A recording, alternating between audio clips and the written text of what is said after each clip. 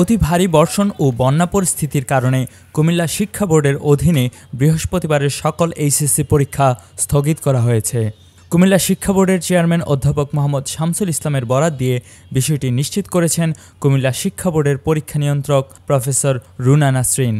জানা গেছে, টানা বৃষ্টিপাত ও উজান থেকে নেমে আসা পানির কারণে কুমিল্লা, ফেনী, নোয়াখালী ও পরশুরামের বিভিন্ন এলাকায় পানি বাড়ছে। এইসব এলাকায় আগামী 10 জুলাই উচ্চ মাধ্যমিক পরীক্ষাকে ঘিরে কিছুটা উদ্বেগ তৈরি হওয়ার প্রেক্ষিতে সন্ধ্যায় চূড়ান্ত সিদ্ধান্ত নেয় কুমিল্লা শিক্ষা বোর্ড। সেই সিদ্ধান্ত মোতাবেক 10 জুলাইয়ের সকল পরীক্ষা স্থগিত করা হয়েছে। তবে এইসব পরীক্ষা কবে অনুষ্ঠিত হবে এই বিষয়ে কোনো সিদ্ধান্ত নেওয়া হয়নি। 10 জুলাই কুমিল্লা বোর্ডের অধীনে বিজ্ঞান বিভাগের পদার্থবিজ্ঞান প্রথম পত্র, ব্যবসা শিক্ষা বিভাগের হিসাব বিজ্ঞান প্রথম পত্র, মানবিক বিভাগের যুক্তিবিদ্যা প্রথম পত্রের পরীক্ষা অনুষ্ঠিত হওয়ার কথা ছিল।